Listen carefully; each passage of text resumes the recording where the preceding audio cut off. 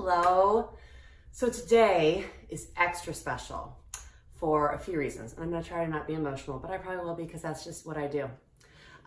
Today is the 10-year anniversary of the passing of my amazing mom, Phyl Sillers, who I talk about all the time. She is a huge inspiration. You know, a lot of people that cook, bake, a lot of times you have a grandmother or some sort of a figure in your life who has really inspired you and kind of been the thing that has either stoked your curiosity or just encouraged you, or maybe encouraged you because they didn't cook at all and you really thought, I'm gonna grow up and cook. But in my case, I had an amazing mom who died way too young. And that's sad, but I'm honoring her today. I have her earrings on. I'm wearing her perfume. What else am I doing? I have her special ring on, the last present she ever gave me. Check out that bedazzler. That was my grandma's ring. And last present she ever gave me because she passed it along to me at my grandfather's memorial service. He died just 4 months before my mom did. It was a rough season. But anyways, so I'm wearing that. I just, you know, sometimes when you lose people that are special, it's great to envelop yourself with things that are reminiscent of them or like them or from them or was theirs, whatever. But anyways, I am, of course, making something that was kind of my mom's signature, you guys, African coffee cake. I have talked about this before. I don't think that I filmed a video. I'm gonna be really mad if I find out that I filmed a video and here I am filming this, but I don't care. I'm filming it again. You can see it again if it's in my repertoire. I've done a lot of videos at this point. Has the sleeve. She put these little plastic sleeves over like the family special ones because she knew we'd make them all the time. And this one comes out at Christmas. It comes out for Easter. So I'm making it and then I'm just gonna, you know, set it, I'll probably freeze it and it freezes beautifully and then pop it out Easter morning and we'll have it and it's just wonderful and everybody in the family loves it. So it's a really simple coffee cake, very, very easy to do. And I have a little pro tip I'm gonna give you about buttermilk. In fact, I'll just give it to you now. So the recipe calls for buttermilk and I wanted to make it this morning and I was like, oh shoot, I don't have buttermilk, duh. It's easy to make buttermilk, you guys, if you didn't know this. So literally all you do is you need to have milk. But if you pour a cup of milk into like a glass measuring cup, for every cup of buttermilk required, use a cup of milk, add a tablespoon of either lemon juice or white vinegar. Let it hang out for a while, it'll curdle, it'll do the thing that buttermilk does, kind of has a sour taste, and boom, you got yourself some buttermilk. Isn't that easy? So anyways, this is just, you know, just a great, great coffee cake and comes together super simple. Really, my kids go, why don't you make this more often? Because we all love it. So I'm making it for Easter and in honor of the passing of my mom 10 years ago today. Cannot believe it. She would delight in Delight of the Bite and she would delight in me making her food and just honoring her today. So here we go. All right, y'all, we're getting started. Another little ode to my mom. You guys, I have her original Tupperware from the 1960s, her yellow Tupperware. I even have her Tupperware canisters. It's so fun. Okay, so here we go. In my mixer, you could do this by hand, but I have a mixer, so that's great. 2.5 cups of flour is already measured out here. Excuse me. To that, I'm gonna add 1 cup of packed brown sugar, 3/4 cups of white sugar. Didn't say this was healthy. A tablespoon of nutmeg. That's what kind of gives it that warm spice. One of my big regrets, I don't know why this coffee cake is called African coffee cake. If any of her friends know that, please share. Teaspoon of salt went in, and I usually just kind of give this I kind of chunk up that brown sugar because it sometimes wants to pop out on me. But I'm gonna lower my lid and just give it a quick little light stir to kind of break up that sugar. And then to that, you add 3/4 cups vegetable oil. So I'll get that in there. This will be a little noisy, but comes together pretty quickly. So, and I just do it on the lowest speed and pulse it so stuff doesn't pop out. Now, one thing, your 1 cup measurer, you want to save that. Keep it, don't put it in the sink too quick. So once this kind of comes together and resembles like crumbled peas, you'll know you're pretty much there.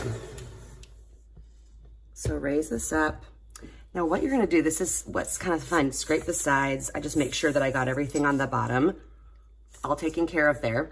So what I'm gonna do is take my 1 cup measurer. This is the part that's really easy to forget. So maybe if you write yourself a little recipe card for this one, make a big asterisk or highlight it or something. Remove 1 cup of this mixture. I don't pack it, but I also don't keep it super, super light. Set it aside for later. That's gonna be your topping, okay? So simple. Next, I have my 1 cup of made up buttermilk. So easy, hold on. Need to grab a little fork, or a whisk actually I'll use. And to my 1 cup of buttermilk, I'm going to add 1 teaspoon of baking soda and 1 teaspoon of baking powder. Both of those will go in there. Give that a little whisk. And then I've got, look at my cute little egg whisk. This was my mom's. Again, I just surround yourself with things that, you know, bring you joy or make you think of your people. So 2 cracked eggs. I crack them in a separate bowl in the event that the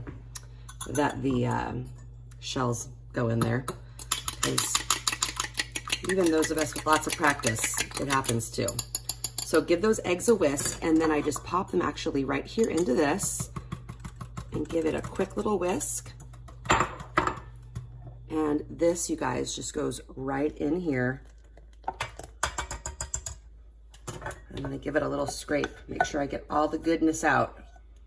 Okay, now I'm gonna just simply turn this on, bring it together, and that's it.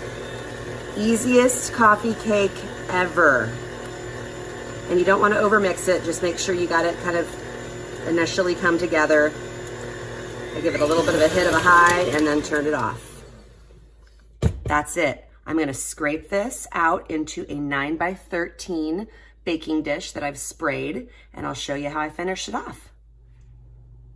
Alrighty, got my 9x13 sprayed, and I'm going to just simply pour in my batter. And you might see that there's like a little bit of like lumpies, because that's probably from the brown sugar that's bound with that vegetable oil that you popped in there. But I don't like to leave any of this behind because it's so good. And you guys, it comes together. You can whip this thing together sometimes in 5 minutes if you don't mind making a little mess along the way.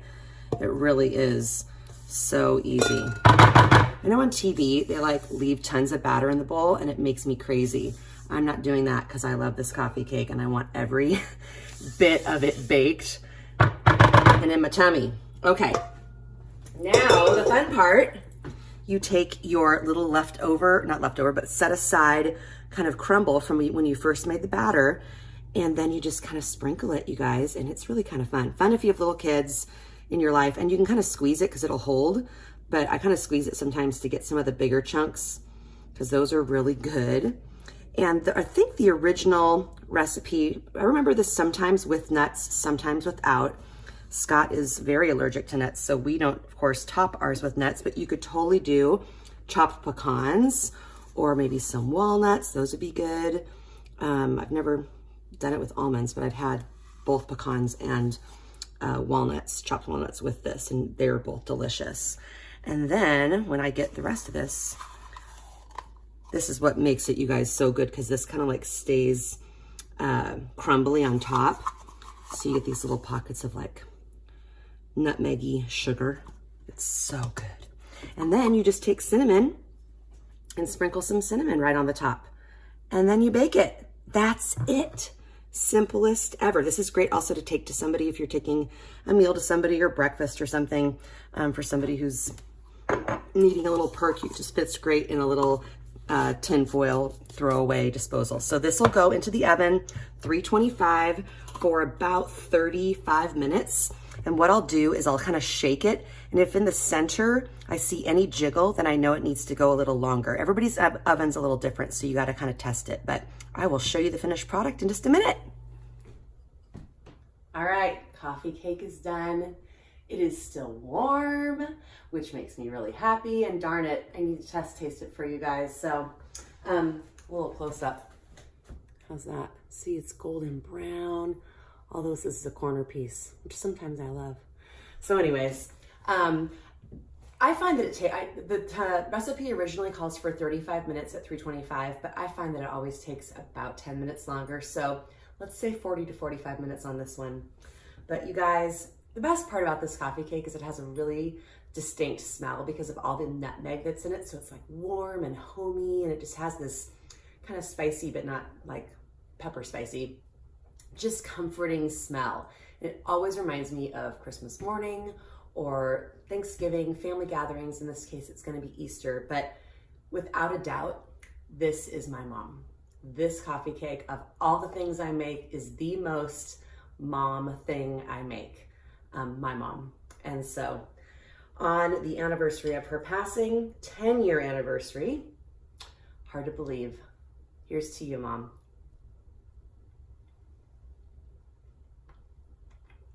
Feels like a hug from her. I have no doubt she would be my #1 Delight of the Vet fan. In fact, we can just, in some ways, be thankful that she's not here. She would be bombarding everyone.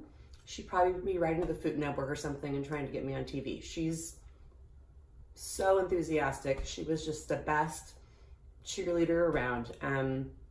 It is my delight to celebrate her today and give you guys African coffee cake. I have no doubt that if you make this one, you're gonna love it. Everybody that has ever had it always says, what is that? I need the recipe.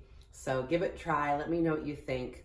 Love your people. If you still have special people in your lives, whether it's a mom or an adopted mom, love them, give them a call, share this recipe, make them African coffee cake and take it to them. All right. Thanks, you guys. Have a great day.